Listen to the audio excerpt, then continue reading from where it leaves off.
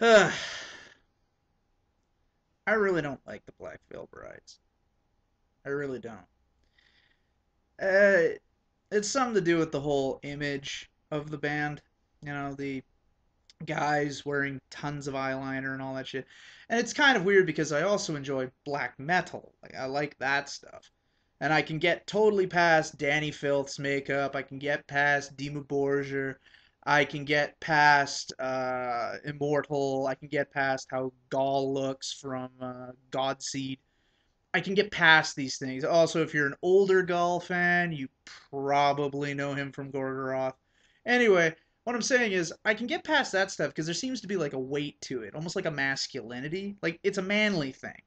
They're wearing eyeliner, but they're wearing it like dudes, you know. And no one looks at the glare paint that football players wear and go, "Oh my God, that guy's wearing chicks makeup." No, it just looks manly. Now, if a football player came out with huge black lines, just going perfectly under here, they'd think like, "Wow, that guy got his ass kicked," or he's caking it on like a chick. So to me, that look, that hyper feminine reinterpretation of men in the rock scene, I've never been behind it. I don't think pants should be so tight that they cut off circulation and you can tell exactly where his balls are. I just don't, it just doesn't appeal to me. It's not that I'm saying they can't do it.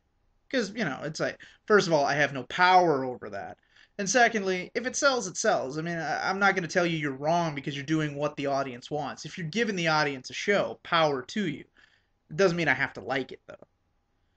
So, again, getting back, I don't like the Black Veil Brides. I find their music kind of wishy-washy. I find their lyrics are they've been done. We've heard this before. And by no way does that reflect on them 100% the reason why, because every band's regurgitated at some point in time, whether they knew they did it or not. Music does not exist in a vacuum. The mind creates what the mind creates, and sometimes it's just so strikingly similar to something else that's already been, or it's so remarkably different, or so toned down, or so over the top to what it started as, or what the influences were. So music can be anything and everything, and it goes in any direction it wants. But when you look at bands like the Black Veil Brides, it feels like to me that there was a clear, conscious decision made on the part of this band to be as marketable as possible to the metal community. Sort of like how when Poison came along, when Dressing Like Chicks was peaking, like it was just cracking out when Poison came along. Poison were not the first to do it. They really and truly were not. Drag queen acts had been going on forever, and the shock value of it. Dee Snider was running around in chicks' clothing looking like the ugliest woman alive long before the guys from Poison tried to pass themselves off as chicks on Look What the Cat Dragged In, okay? So this shit's been around long since before them. And in truth, you know, Black Veil Brides aren't doing anything that hasn't been done before that now pretty much everybody's, oh, whatever, it's glam rock, right? Where I get lost here is where they try and introduce themselves as a serious, true metal band. And that's where Black Veil Brides lose me. Without question, that is the moment. When the Black Veil Brides try and sell themselves to me like they're a Black Sabbath, like they're a Decapitated, like they're a Disturbed. And I mean, and Disturbed's a band that just barely makes it into metal, in my opinion. I think Disturbed is also a very product orientated, this is designed to sell as best it can kind of band, and that's the starting point. I don't think Disturbed has ever sat down and written out a song going, wow, that speaks to me. I think they sat down and wrote it out going, wow, the kids are really into that shit. Awesome. This song's going to blow their minds and we're going to get rich. That is what I think those bands do.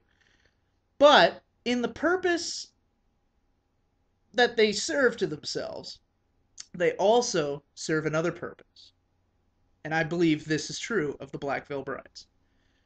They act as a band that can help other people who don't know anything about metal to get into metal. They're metallic enough that from that band you would probably move on to something just a little bit heavier. and a little bit heavier. And everybody always evolves past the bands they're listening to. They'll go back to them or they'll stay with them as a fan, but they will continue to get into more extreme things in one way or another. They'll either push towards the melody end, or towards the crunch, or towards the vocal styles. So you might have started out listening to shouty New York hardcore, and somehow at the end of the day you wound up listening to super guttural Polish grindcore. And somehow you wound up there. Well, in reality, it started out listening to fairly quick, fairly crunchy, kind of a punk band. That's where you started. So you eventually, through a series of continuing extremity, you reached a point where now you're listening to,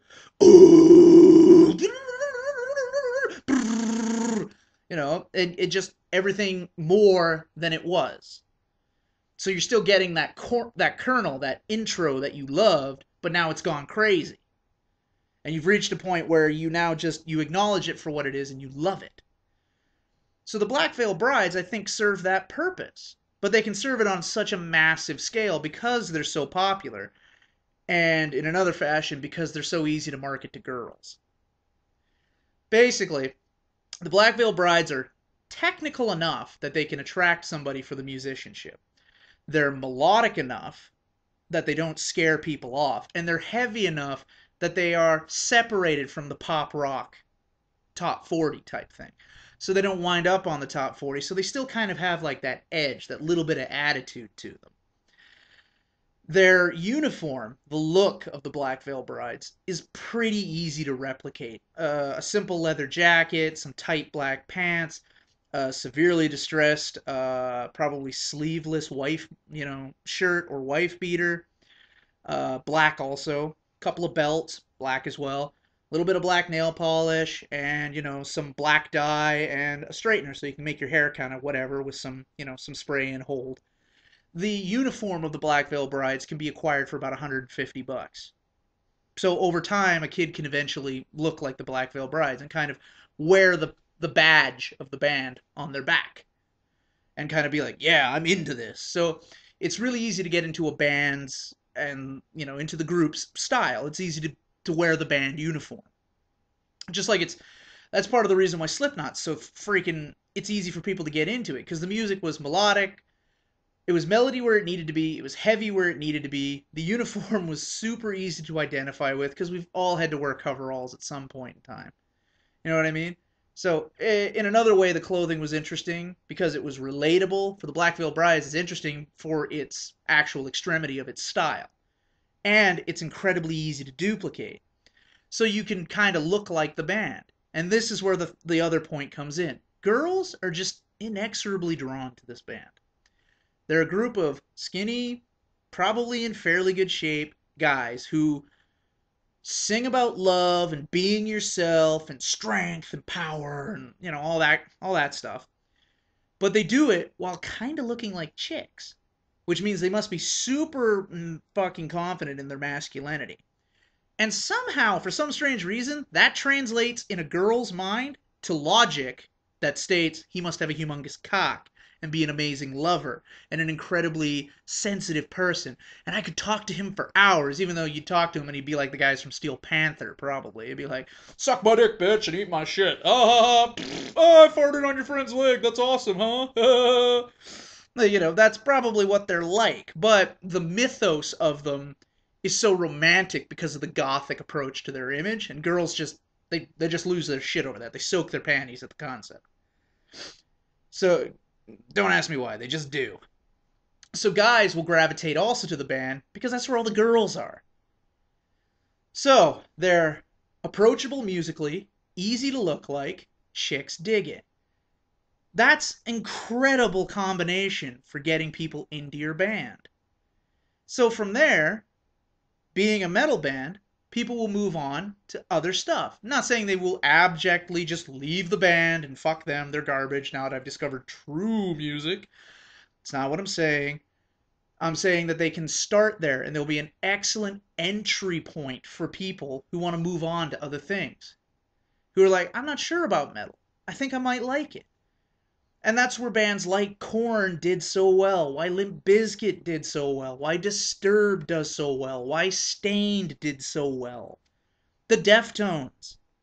It's because they're that comfortable middle ground where they're heavy, they're aggressive, they're pretty much accepted in the metal community for what they are. For good or bad, for better or worse, they're accepted. So they're an excellent starting point, and that, I think, is the Black Veil Bride's greatest gift to the metal community. I think that will be it. Is that they will act, perhaps, as the biggest piece of musical subterfuge to ever be perpetrated by a metal band. That they can just sneak in there and take people away from the Justin Biebers and the Christina Aguileras and the Lady Gagas of the world and bring you back to guitars and drums and bass lines and lyrics and songs written by the artist. At least, that's what I think they can do.